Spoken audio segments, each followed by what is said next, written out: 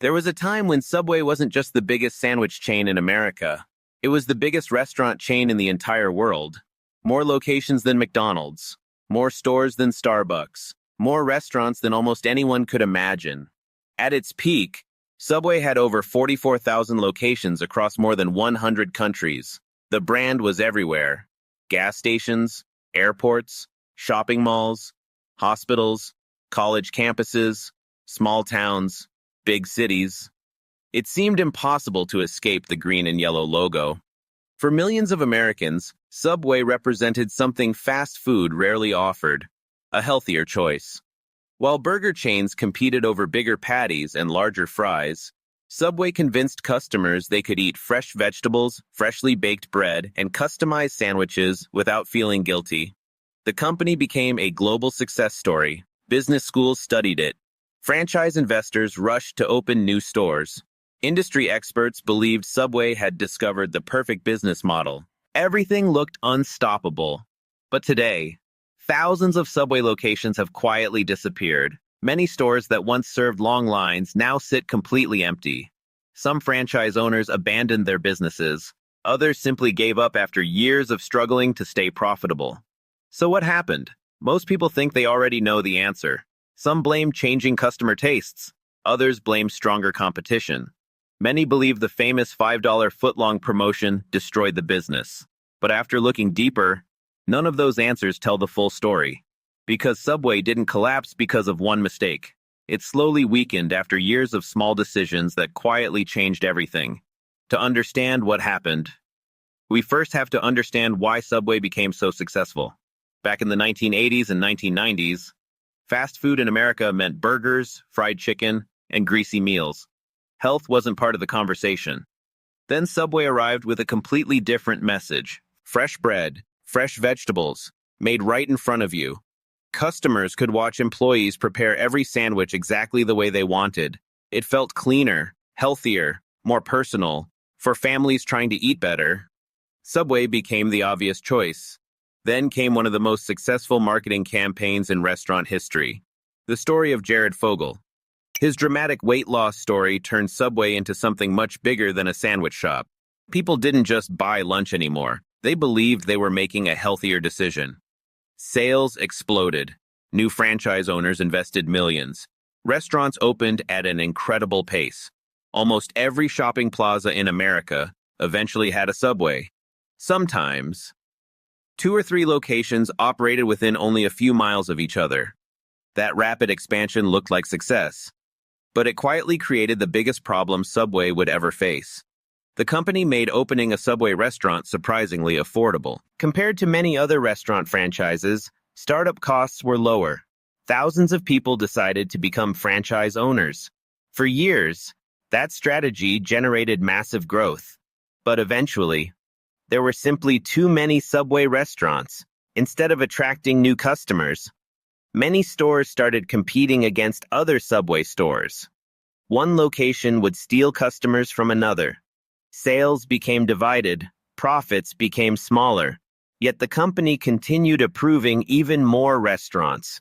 From the outside, the numbers still looked impressive. More locations, more expansion, more growth. But inside many stores, business was already slowing down. Then another challenge appeared. The restaurant industry itself began changing. Customers no longer cared only about eating healthier. They wanted better quality, better ingredients, faster service, digital ordering, delivery apps, loyalty rewards. Restaurants like Jersey Mike's, Firehouse Subs, Jimmy John's, and many local sandwich shops started offering fresher ingredients, warmer sandwiches, and a better overall experience. Suddenly, being the healthiest option wasn't enough anymore. Customers expected much more, and Subway wasn't ready for what was coming next. By the early 2000s and 10s, Subway had reached a point that most restaurant chains could only dream about. There were Subway stores on busy city streets, inside airports, gas stations, hospitals, universities, even inside Walmart stores. The company believed one simple strategy would guarantee success forever. Open more locations, 4 years. That strategy worked until it didn't. Because every new Subway restaurant created another problem.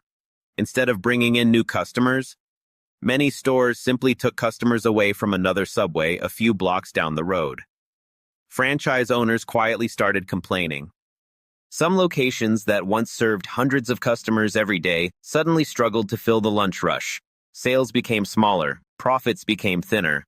But the biggest warning sign wasn't inside the restaurants.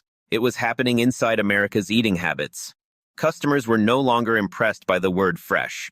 Fresh had become the expectation, not the advantage. Competitors had caught up. Jersey Mike's sliced meat right in front of customers.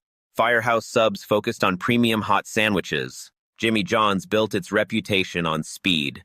Even local sandwich shops started offering fresher bread and higher quality ingredients. Suddenly, Subway wasn't leading the industry anymore. It was trying to keep up.